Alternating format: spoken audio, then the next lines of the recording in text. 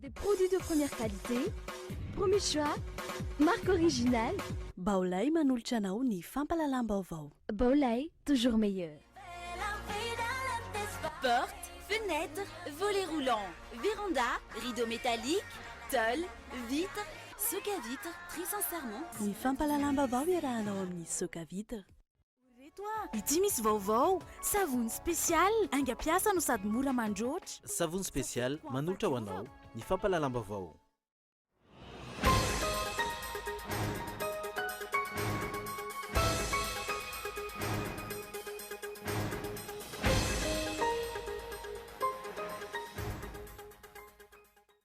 Volam-panjakana manodidina ny 200 miliara iray milanjana 50 miliara ariary no nahodin'ny mpitondra sy ireo mpiara-miasa aminy ka nahatonga ny fanasaziana ireo inspekteur d'État namoaka ny valim-panadihadiana momba izany. Saika ny trano rehetra manodidina ny asa fitrandrahana vato sy fakana tany ny Ambohidratrimo no tritra ny rindrina vokatry ny fipoahana amin'ny fanapoahana vato. Tsy hotratra amin'ny volana novambra andraisana ny fianana ny tampon'ny firenena amin'ny teny frantsay ny trano ivanianan'ireo mpizaika etsy Andotapenaka. Fanapahan-kevitra izay noraisy ny tompona andraikitry ny fanamboarana mitohy kosa ny fanamboarana ny trano ho an'ny vato. Olona 10 maro no maty ary omby maherin'ny 500 isa no lasa nidahalo nandritra ny fanafianan-tranga tao amin'ny distrikan'ny Miandrovazo tao Ankavandra, Betsipolitra, Ankondromena ny faran'herinandro lasa teo. Ary ny vaovao iray sampirenena, olona 10 maro no namono ny aina nandritra ny hetsika tsy fankatoavana ny fitondram-panjakana nataon'ireo mponina ny Etiopia ny faha-9 sy ny faha-7 ny volana Aogositra lasa teo. Ny andindin'izay arahinao afaka fotoana fohy.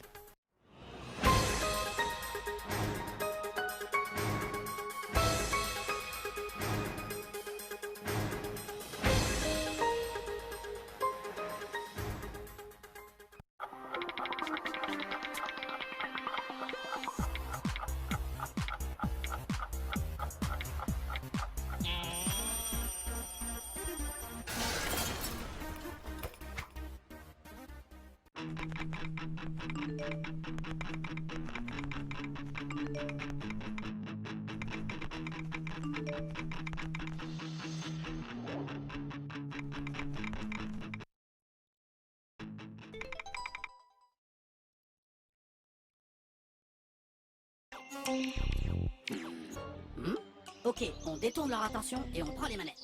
Et comment on fait, Rouge? On improvise. Arrête, tu me mets cacahuète. Allez, laisse-moi faire.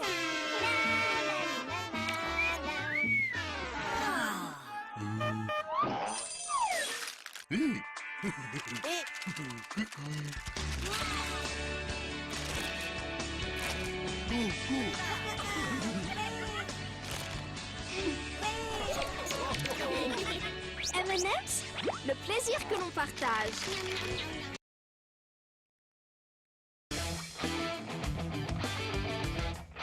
Ny batterie Large Star.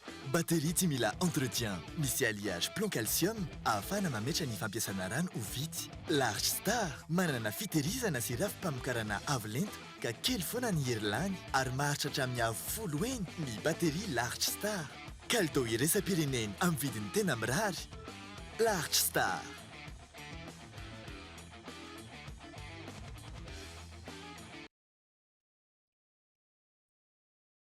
Le groupement des femmes entrepreneurs de Madagascar et les femmes entrepreneurs de Nosy-Bé sont heureuses de vous inviter à la foire d'Ilang du 11 au 13 août 2016 à Nosy-Bé. Vitrine du savoir-faire des femmes entrepreneurs, cette foire vous permettra de découvrir Nosy-Bé autrement. Vous êtes entrepreneur, ceci sera l'occasion pour vous de rencontrer des partenaires d'affaires et de connaître le terroir et le savoir-faire de la population nosy-béenne. 300 exposants et près de 3000 visiteurs sont attendus. Alors rendez-vous à la cour de L à Nosy-Bé du 11 au 13 août prochain. Manan Vanou, Mandjous.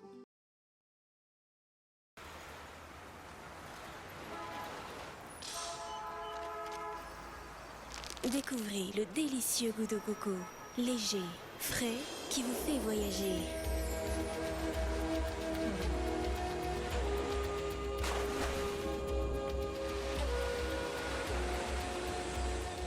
Bounty barre chocolatée, noix de coco, chocolat.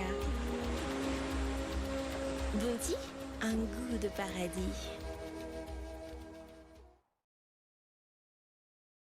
Quelle fourniture scolaire te donne plus de sensations et te motive à travailler? Des crayons robustes avec des mines résistantes, faciles à tailler et qui donnent de la couleur à ta vie. Des designs innovants avec des petits gadgets marrants qui vous font tourner la tête. Des matières ergonomiques et flexibles qui se plient à votre volonté. Des fournitures performantes et pratiques qui t'accompagnent tout au long de l'année. Maped, le leader mondial des fournitures scolaires. Maped est une marque déposée. Attention, contrefaçon. Maped.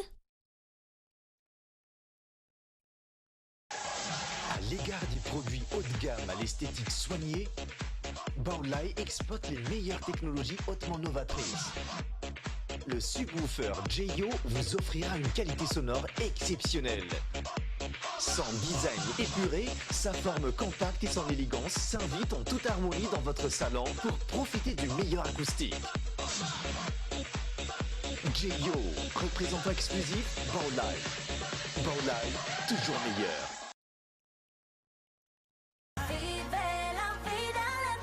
Portes, fenêtres, volets roulants, véranda, rideaux métalliques, tôles, vitres. Soka Vitres, fabricant poseur et spécialiste de pliage de tôles et bien d'autres, vous propose un large choix pour tous vos projets de construction ou de rénovation. Elle fabrique sur mesure toutes vos menuiseries alu à prix d'usine. Alors qu'attendez-vous? Venez nous voir à Andouta Penok ou sur notre site internet. Soka Vitres, très sincèrement à votre service.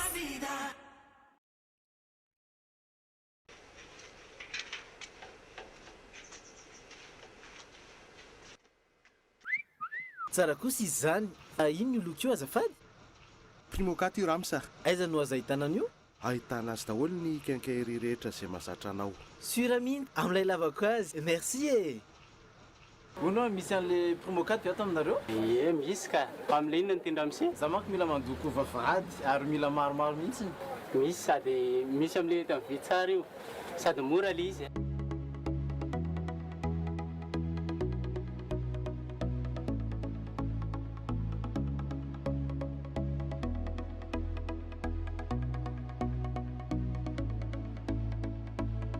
Misy peinture à loko les Primokat hein.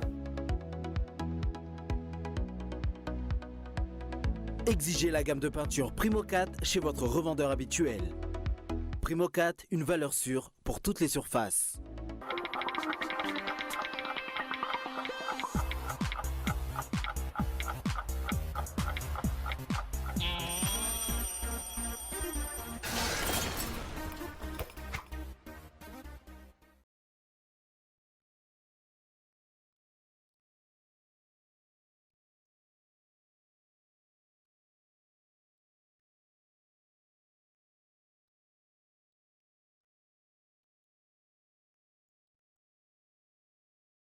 Miarapa tompoko kilasy tompoko vavy sy tonga soa indray eto anatin'ny fampahalalam-baovao ary manasanao ampanajana anaraka izany hatramin'ny farany setry ny fitantanana avy hatrany volam-panjakana manodidina ny 200 miliara iray-bilanja na 50 miliara ariary no nahodin'ny mpitondra sy ireo mpiara-miasa aminy ka nahatonga ny fanasaziana ireo inspecteur d'État izay namoaka ny valim-panadihadiana mikasika izany.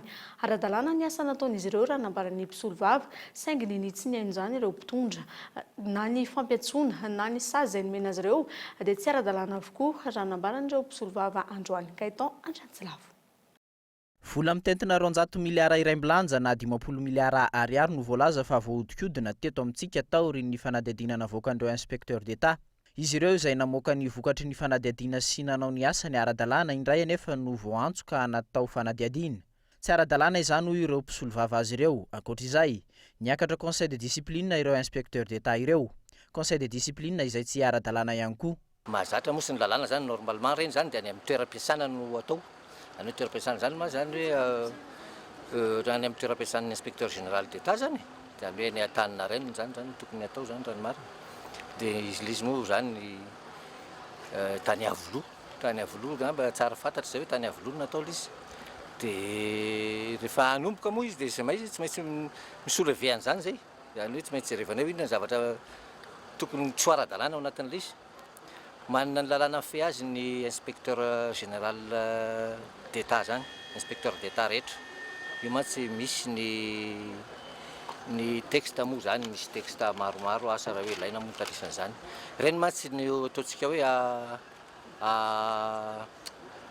ina moa lazana azy zany le izy zany hors hiérarchie tsy ao anatin'ny hiérarchie ny fonctionnaire zany izy raha tena marina satria inspecteur général d'état zany faratampony zany amin'ny mpiasam-panjakana donc zany ny classification zany de efa mbo tsy fantatra hatry de ireo zany raha ny marina misy lalàna miteny hoe ils ne sont pas punissables zany hoe tsy azo sanctionner amin'ny fe ataony izy ireny normalement zany na zany codis zany tsy tokony atao fa tokony avy hatrany de manome note ohatra ny hoe avertissement na tsy haiko na rappel na raha ohatra hoe zay zany no mety hitondrana azy raha tsy ahivina inspecteur généraux d'état telo no voantso tonga teny Iavoloha niakatra conseil de discipline omaly raha aloha raha-mbaovao azo ho fangatahana fanampipanazavana momba ny valin'ny fanadihadiana izay nataon'izy ireo tany amin'ny faritra Haute-Matsiatra ka nahavoatontonona ny anaran'ny mpanolontsain'ny filohan'ny repoblika iray ny ministry ny antitany sy ny fanajarianany tany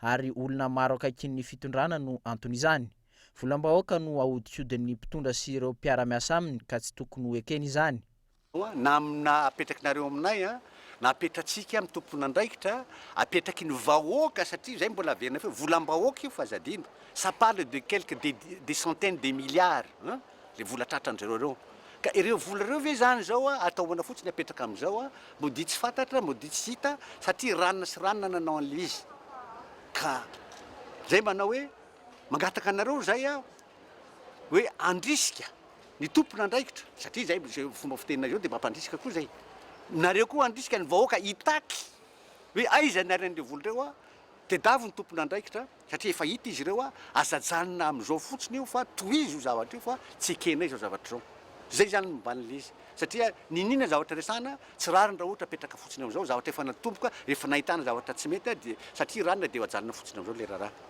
omaly tamin'ny fitora sasany ariva vao vita ny fampiatsona teny Iavoloha sazo 2e sy 3e degré no azon'izy ireo izany hoe tsy mandray karamaintsony tsy mandray fisotrondronono sy ny maro hafa taty aoriana nefa niovy zany ka ny afara tamin'ny famindrana toerana azy ireo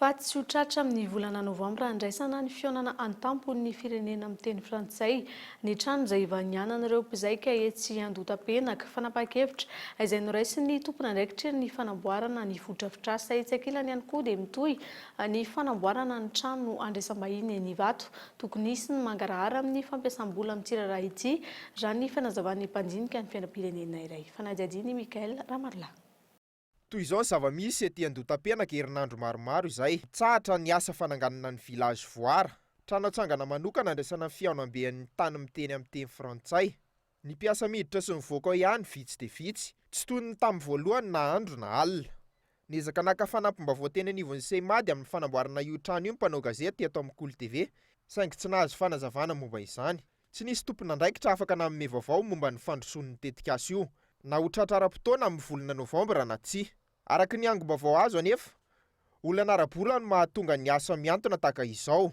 misy ihany koa no milaza fa ny fisian'ny fanararaotana ataon'ny mpandrara sasany rehefa tsy vita ara-potoana ny village voara dia omena toerana fandraisam-bahiny hafa ny fitolo-bidy amin'ny fandraisana ireo vahiny ho tonga maro amin'ny fiaonam-bean'ny tany miteny amin'ny teny frantsay ho an'ny mpandinika politika iray mila mangarahara ny fitantanana ny vola ampiasaina andraisana ny fiaonam-bean'ny tany miteny amin'ny teny frantsay amin'ny volana novambra ho avy izao misy mangarahara ve ny fitantanana zany zavatra zany io zao tsy manao ny hoe francophonie volotrinina marina miditra eto amin'io amin'izao fotoana izao hoe anaovaninina iza no mitantana azy atraiza ny asa vita amin'izany to mijanona ho azy manala baraka amin'ny firenena ane tsy zavatra mangarahara mihitsy eto amintsika nefa ny olona zao manatena zao mijanona le asan'ny sasany an'le asa ty fantatry ny vahoaka fa misy asan'ny sasany mandeha tsara ny Ivato any misy mahavita trano be fa le trano tena hoe mikarakarain'ny fanjakana mijanona aloha zavatra ohatr' zany manala baraka amin'ny firenena zany tsy ny eo amin'ny fitondrana ihany nge no atao hoe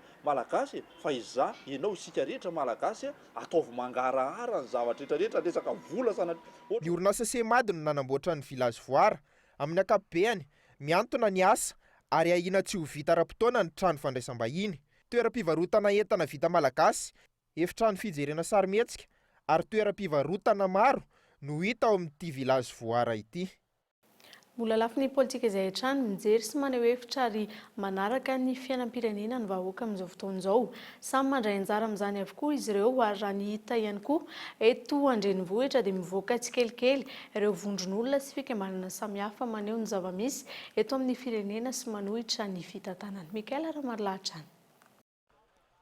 Maro ny asa fampanantenana natao tamin'ny vahoaka saingy hatreto tsy hita mivaingana ary miatraika amin'ny vahoaka mivantana izany. Ohatra amin'izany ny délestage lavareny izay nolazaina fa ho tapitra, ny filazana fa hiain'ny rehetra saingy tsy izany no mitranga. Ankehitriny, samy naneho ny heviny ny rehetra amin'ny zava-misy eto amin'ny firenena, indrindra ny olon-tsotra. Manoloan'izany, fikambanana maro samihafa, fiarahamonim-pirenena maro, vondrona politika sy antoko politika no nanampy ny vahoaka amin'ny fanehoan-keviny ankehitriny.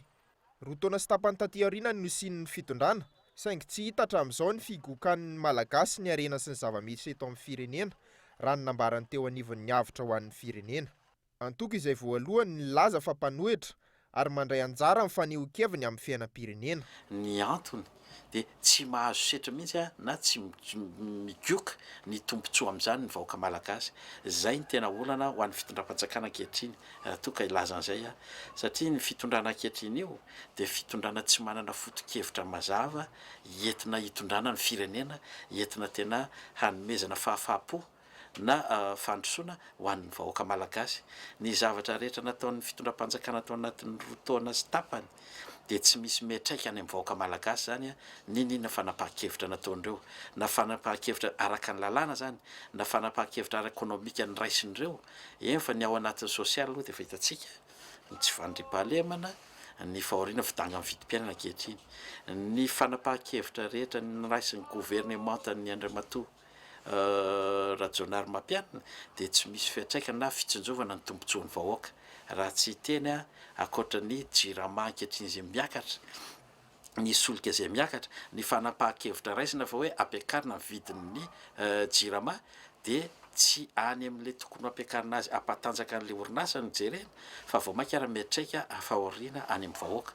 Izay ilay hoe tsy miaro ny tombontsoan'ny vahoaka mihitsy ny fanapahan-kevitra ataon'ny gouvernemanta ankehitriny. Mpitondra may izay manana foto-kevitra mazava araka izany no ilain'ny vahoaka. Fitondrana izay miatraika amin'ny fiainam-bahoaka ihany koa. Isan'izany ny lafiny sosialy.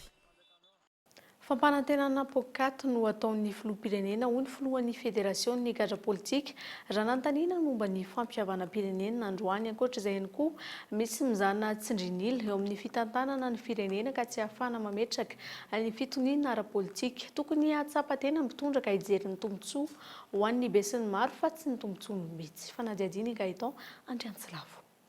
Nandisy fanantenana ary tsy mitazona ny teny nomeny ny filoham-pirenena raha ny fampihavanam-pirenena no resahana, hoy ny filohan'ny federasiona ny gadra politika androany. Ankoatr'izay, misy mizana tsindrinila eo amin'ny fitantanana sy fitondrana hoy izy ireo. Mikatso ary tsy misy toy ny intsony ny fampihavanam-pirenena. Amin'izao fotoana izao izay moa efa sasatry ny milaza mandrakariva hoe ity fampihavanam-pirenena ity no lalana ahafahan'izao fitondrana izao miroso amin'ny tena fitoniana ara-politika zany eto amin'ny firenena. Ny zava-misy dia somary nandisy fagnantenana anay ny fihetsika ataon'ny fitondram-panjakana, indrindra moa fa ny filoham-pirenena izay tsy nitazona ny teniny.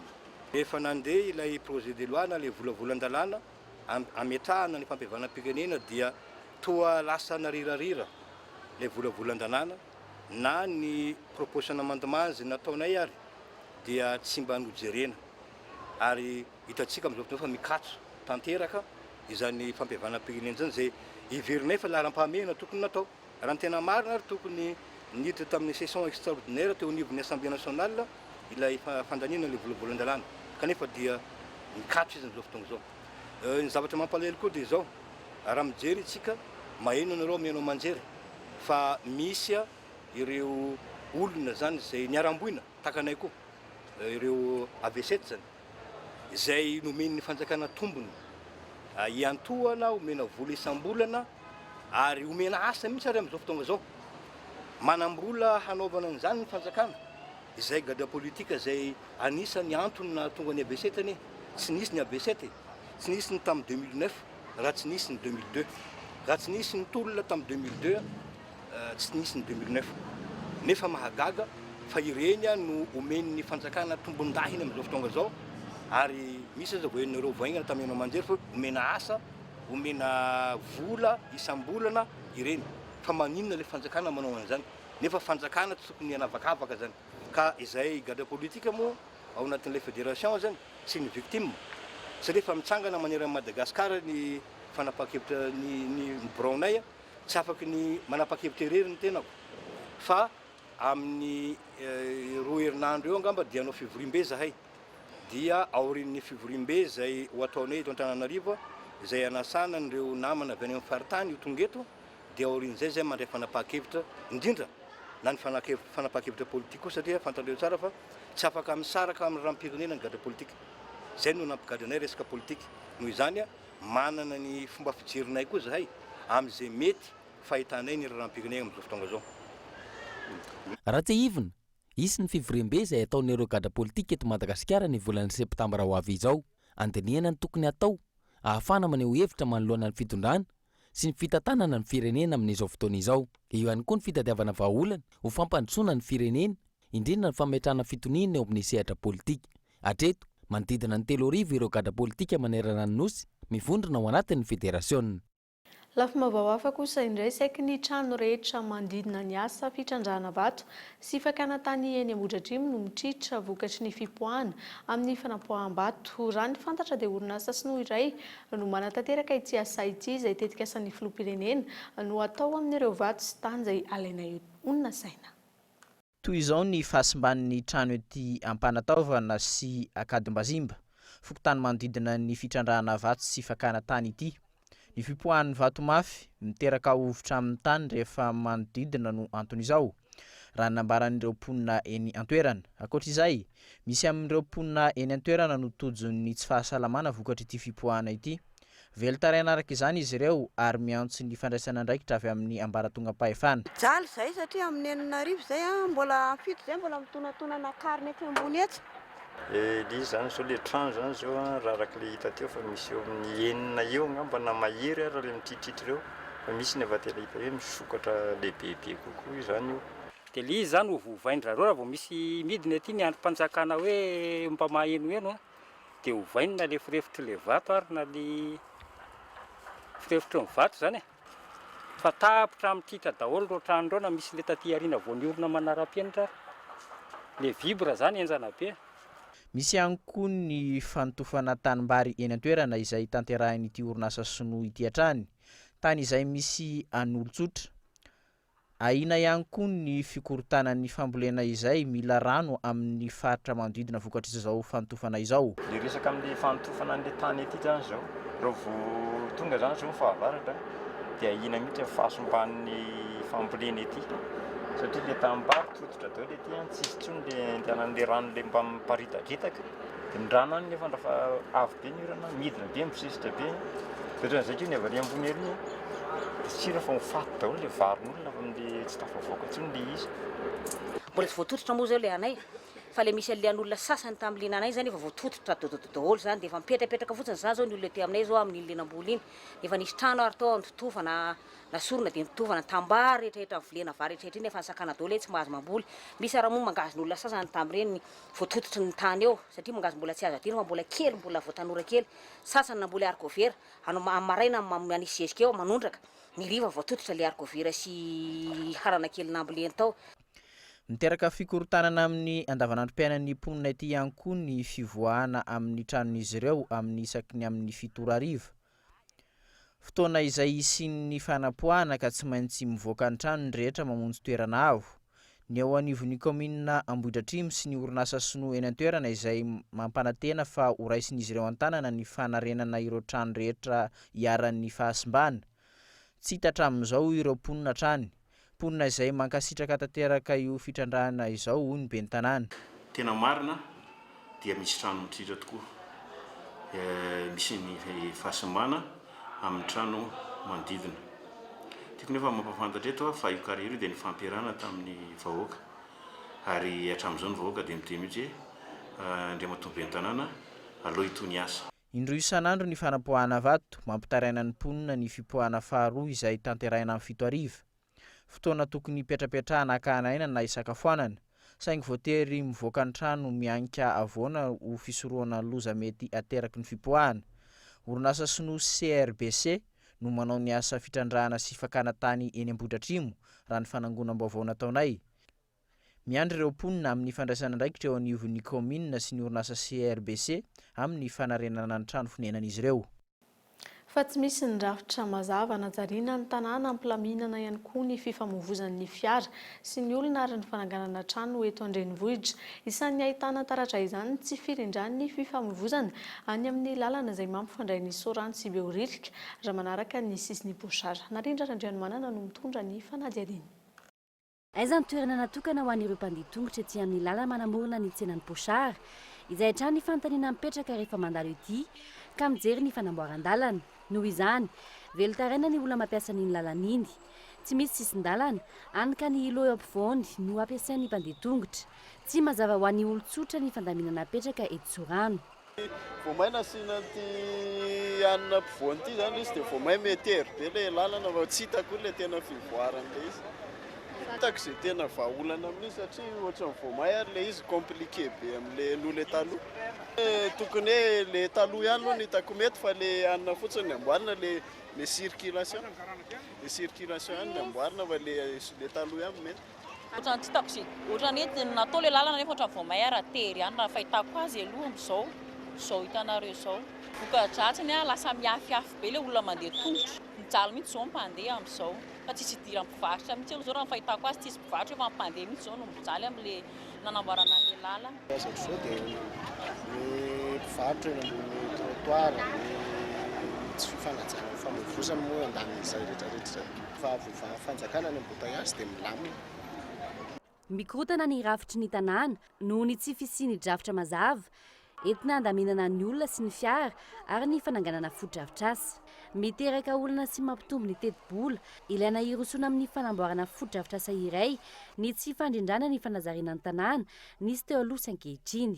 Dia izay hoe no tsy fetezana ilay fomba nitondrana ny fanajariana tanàn-dehibe teto zany tsy fampiarana amin'ny plan de urbanisme. Satria rehefa misy faritra resahana ohatra hoe izao metatra ny tiarabe ity natao hoe réserve d'emprise na faritra miakina amin'ny lalana izy ilaina fanitarana azy rapitso dia tsy manaiky an'izay tsika fa tsika dia nipetraka manaraka ny arabe ihany tsy anatin'izay.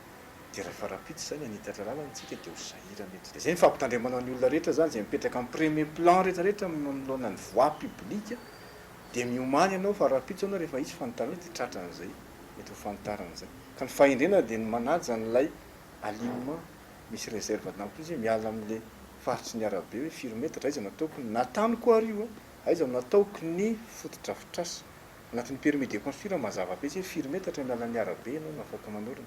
Ka amin'izay fotoan'izay mbola azo atao ny fikarakarana sy ny fanitarana lalana ao anatin'ilay réserve d'emprise.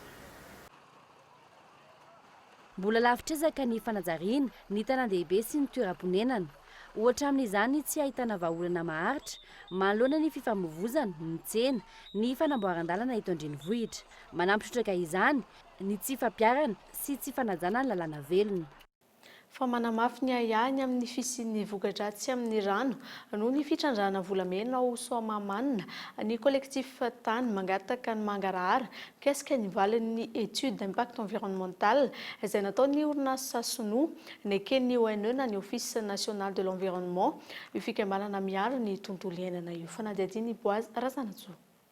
Namoaka fanambarana momba ny fitrandrahana volamena ho Soamamanina ny fikambanana collectif tany. Ny zarany ahany momba ny loza teraka io fitrandrahana io amin'ny rano ny fikambanana. Ny fanariana ny rano amin'ny rano ny Kalarina ataon'ny fitrandrahana no mety hiteraka loza ho an'ny olona, ny biby ary ny tontolo iainana amin'ny manodidina na amin'ny lalana rehetra izoran'ny rano ny Kalarina.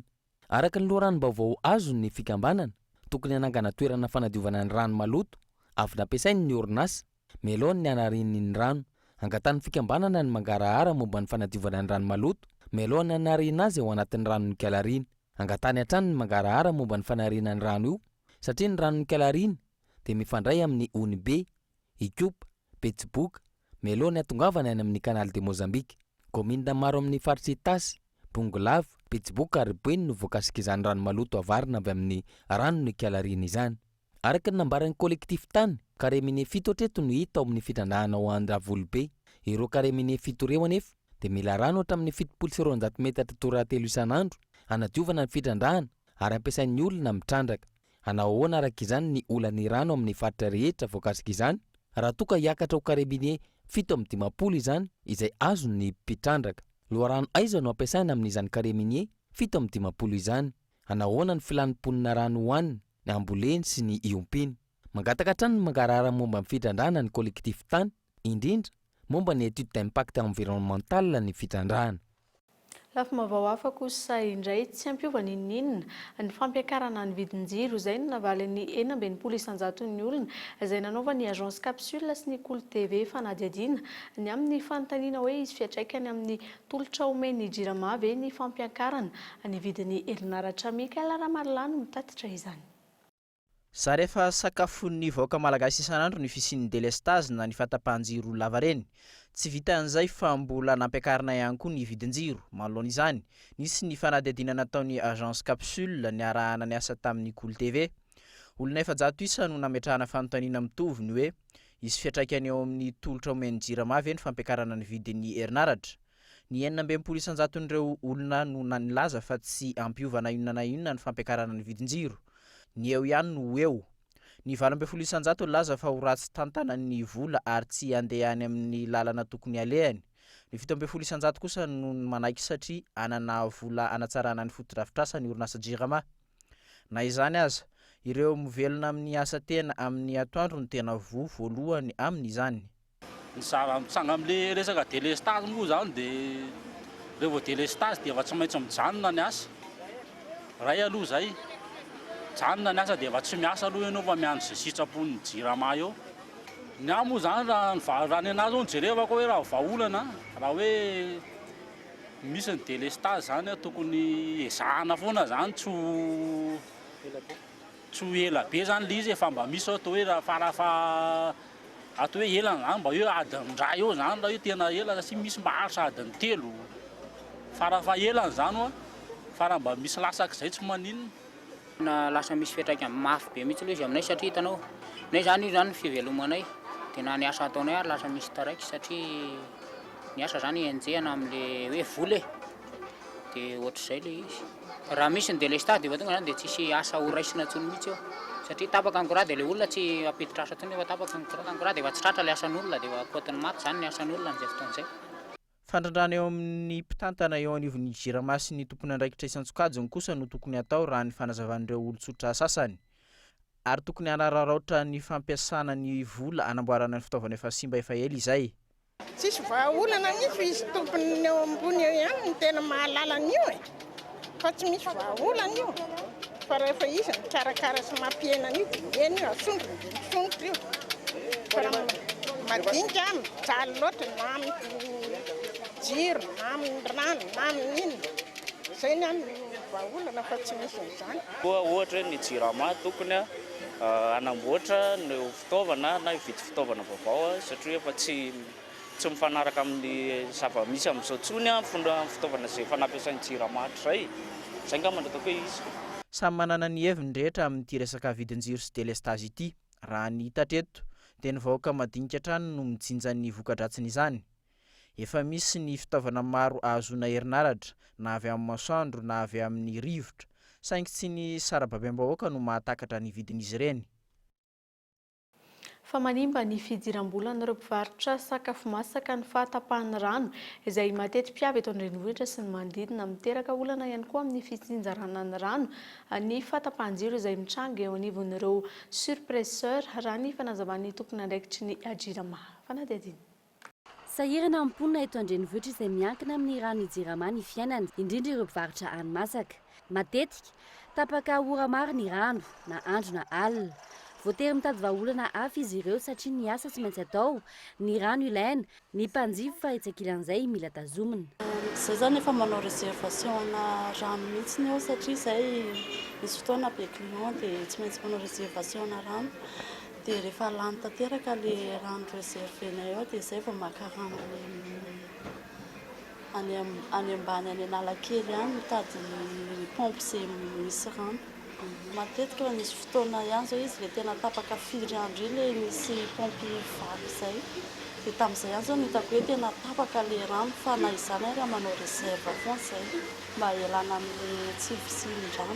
Apahana fa le pression miena dia problème li zany amin'le pression miena misy fotoana zay sahirana be amin'le asa satria ny anay resaka rano zany miasa be dia be ato amin'ny toeram-piasana nefa le pression miena dia na resaka hoe service ara zany resaka qualité service ato amin'ny toeram-piasana voatery miena. Li zany mazany izy io ny tapakandro maraina no tena fisaony fa ny après-midi indray miverina normal ihany izy. Ny olana ara-teknika hatrany no voalaza fa antony olana eo amin'ny famatsinany rano sy ny herinaratra hatray. Ny fatapahan-jiro lavareny izay nalaza hatrany no antony tonga ny olana eo amin'ny famatsinany rano ho ny tompona andraikitry ny serasera eo anivon'ny Jirama androany. Dia misy fiantsaikany any amin'ny famatsiana rano izay zavatra izay satria rahantsika malala fa ny rano tonga any amin'ny tokantrano dia misy ireo surpresseur izay mampiakatra ny rano any anaty simben-drano ka rehefa tapaka ny jiro dia tsy mihodina ireo surpresseur ireo izay mampiakatra ny rano anaty simben-drano ary rehefa tonga kosa nefa ny verina ny famatsiana herinaratra dia manomboka mampiditra manosika rano any anaty simben-drano zany ilay surpresseur nefa ny raha vao mandeha le rano le rano avao amin'le surpresseur dia tonga dia mampiasa rano ny olona dia ela be zany ny simben-drano vao feno. Tsy avabela amin'ny fatapahan-jiro sy ny rano lavareny ny mpanjifa tao anatin'ny taona maro tsy mety voavahan'ny tompona andraikitra ambony ireo olana tsidran'ny vahoaka amin'ny andavanandro ny fampanantenana famahana olana nefa niraradraraka nandritra ny fampelezan-kevitra. Fa velotaraina ihany koa ireo mponen'ny ankoron-drano andrefana vokatry ny fofona sy setroka izay avoakan'ny orinasa eny an-toerana, setroka izay miteraka areti-maso sy fahasahiporana amin'ireo mponina manodidina. Arao avy hatrany ny fanadihadiana.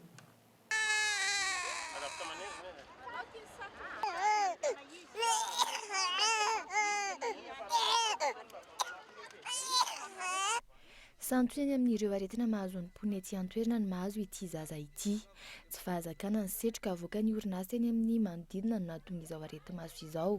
Tsy izy ihany, olona maro no tojo ny tsy fahasalamana toy izao ety an-toerana.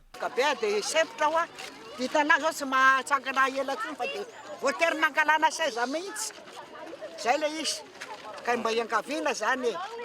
Izy tena tokony tsy ataony mihitsy le setroka. Ny zava-mitsanga mazana mponina ety dia amin'ny sepotra be dia lasa maina be daholo ny tsatsa ohatrany. Amin'le setroka akaikinay satria tonga dia zista amin'ny tambohonay mihitsy zany le setroka.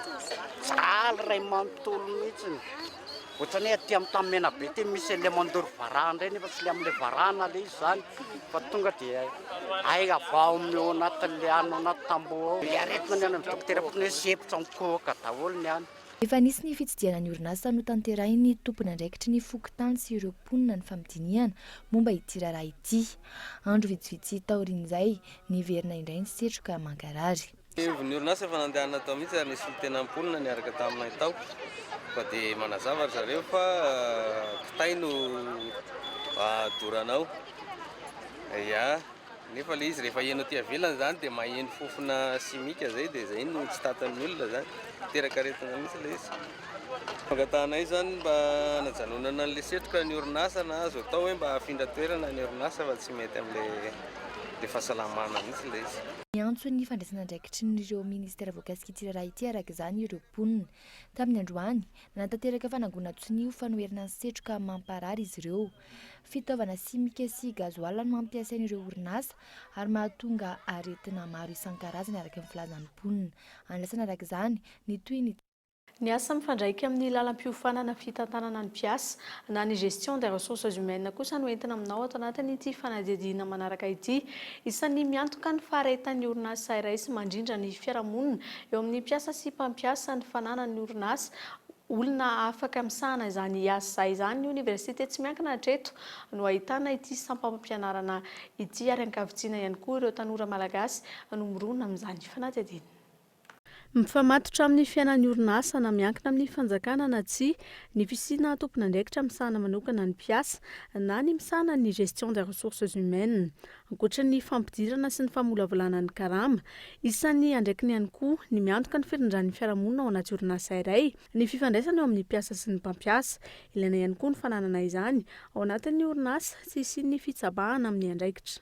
Na olona scientifique izy na olona littéraire izy dia tokony ahay ny gestion des ressources humaines io satria ny antony na izy mipetraka amin'ny toerana mpampiasa dia mahay ny fitantanana ny mpiasa ao anatin'ilay orinasa, na izy mipetraka amin'ny toeran'ny mpiasa dia mahalala zany atao hoe zoana mpiasa zany. Mety tsy maharaka ohatra ny budgetn'ny orinasa dia aloany comptable no manao ny karama ny mpiasa. Izay zavatra tsy tokony atao velively zany. Satria lasa zay le hoe 2 poids 2 mesures satria raha olona anankiray mikarakara karama dia iny ihany ny avy eo no manao comptabilité dia mety misy zavatra tsy mety ao anatin'ny fitantanana ny orinasa amin'ny resaka ara-bola avy eo. Tato anatin'ny roa taona no nabetsaka indrindra ny tolotrasa mifandray amin'ny fitantanana mpiasa na ny ressources humaines teto Madagasikara. Manomboka miroborobo ity sampam-pampianarana ity amin'izao fotoana izao, na dia vitsy kokoa aza ireo mpianatra malagasy liana amin'izany mitaha amin'ny any ivelany. Ny antony nampirisika anay nanokatra ny filière ressources humaines dia noho ny fisian'ny demande marobe avy any amin'ny orinasa hoe te hanana zareo responsable manokana ho an'ilay département ressources humaines. Ao ihany koa zany ny mpianatra tamin'ny voalohany somary tsy dia nazoto loatra tamin'ilay filière fa no mahita zany ilay mpianatra hoe be tabe ny offre d'emploi ny anaty gazety, ao ihany koa ny orinasa mitady an'ilay tena mitady an'ilay olona mihitsy zany dia lasa maharisika bebe kokoa ny mpianatra ny amin'izay. Nitakitra kefa sy fahaiza-manao maro ny asan'ny directeur des ressources humaines ary dingana maro no atongavana amin'izany. Amin'ny sehatry ny fianarana ambony zany dia tsy maintsy manao izay stage en entreprise zay dia izay no mahatonga ilay hoe tsy maintsy misy expérience aloha ilay olona vao misondrotra indray amin'ny position eny anatrehan'ny orinasa. Raha vao navita fianarana tsisy expérience professionnelle izy aloha dia manomboka amin'ny assistante en ressources humaines dia rehefa avy eo izy après quelques années d'expérience dia miakatra an'izay responsable des ressources humaines zay dia avy eo indray izy avec quelques années d'expérience dia afaka mahazo an'ilay postana directeur des ressources humaines. Ny taona 4 no nisian'ny sekoly ambony voalohany manofana amin'ny fitantanana mpiasa na ny gestion des ressources humaines teto Madagasikara eto Antananarivo. Ny université tsy miankina ihany hatreto no ahitana izany. Manaraka ny rafitra LMD ny fianarana ity lalam-piofanana ity any amin'ireo sekoly ambony tsy miankina, misy ihany koa ireo fanofanana ireo olona efa ao anatin'ny tontolon'ny asa. Fa olona ampolony maro no maty ary omby mahery ny 500 isa kosa no lasa ny dahalo nandritra ny fanafiana izay nitranga tao amin'ny distrikany Miandroazo tao Ankavandra, Betsipolitra, Akondro Mena ny farany herinandro lasa teo. Araka ny fanazavan'ireo mponina ny antoerana miravoravo tanana ny mpitandro ny filaminana noho ny tsy fampin'ny olona sy ny fitaovana ary manahy nisy ny fanondranana omby velona any amin'ny moron-dranomasina ihany koa ireo mponina any antoerana famitsinana izay hapetrany. Nanomboka ny alakamisy lasa teo, tsy nitsahatra ny fanafian-dalo any amin'ny faritra Miandrovazo, tanàna ny Akavandra, Betsipolitra ary Akondro Mena. Dahalo misy 50 mitambasy fitaovam-piadiana mahery vaika nanafika ny tanàna iny. Raha ny antontanisa farany, manodidina ny 500 isa ny omby azon'ny dahalo amin'izao fotoana izao. Izany hoe ny 100 azo ny alakamisy, 200 ny zoma ary mitombo hatrany izany. Olona 10 maro no namono aina ny antoerana, betsaka ny mbola tsy hita faty, 100 ny kosa no maratra. Mitaraina mponina ny antoerana ary miantso ny fifandraisana andraikitry ny fitondram-panjakana manoloana izany.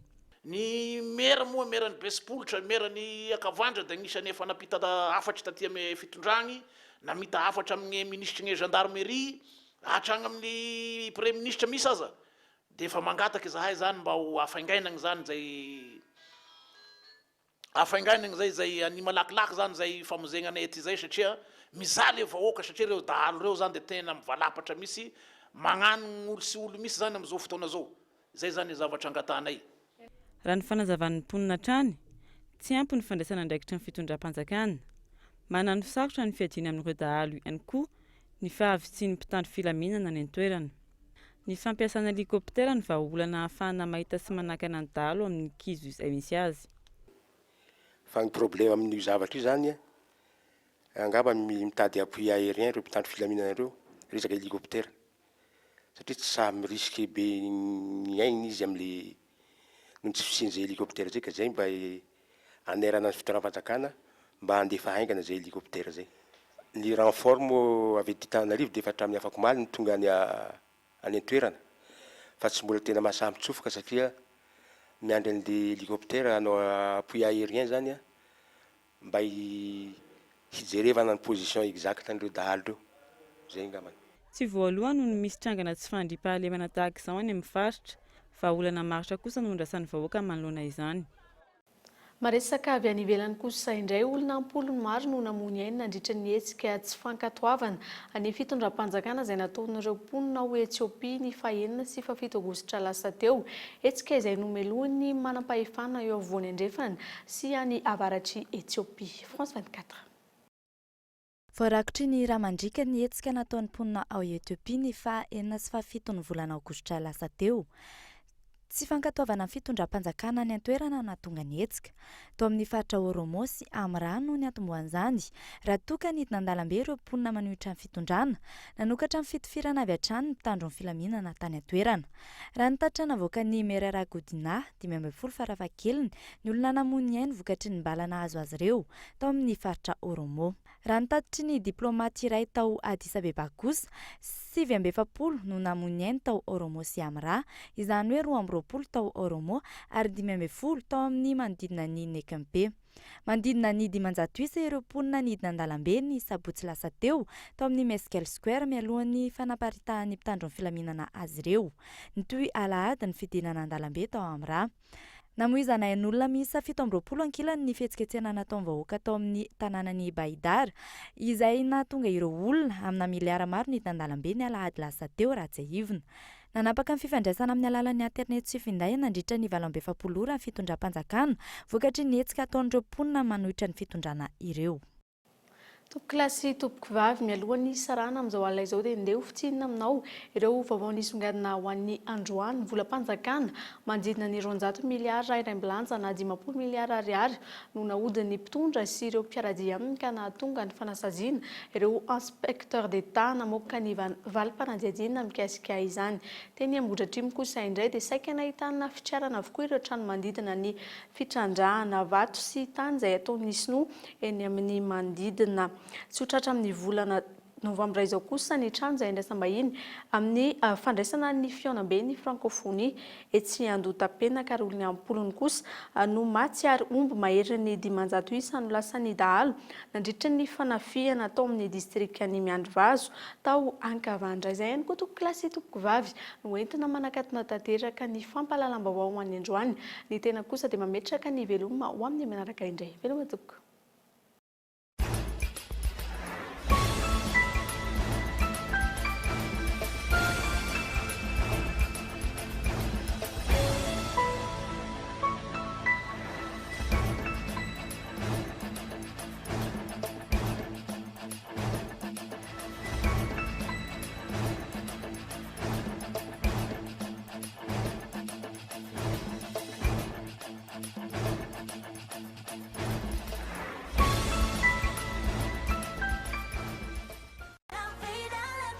Portes, fenêtres, volets roulants, véranda, rideaux métalliques, tôle, vitres, soc à vitres, tri sans serment. Ny fampahalalam-baovao niarahanao tamin'ny soc à vitres. Des produits de première qualité, premier choix, marque originale. Baolay nanolotra anao teo ny fampahalalam-baovao. Baolay, toujours meilleur. Ity misy vaovao, savony spécial, aingam-piasa no sady mora mandroatra. Ny vaovao dia nankafizinao niaraka tamin'ny savony spécial.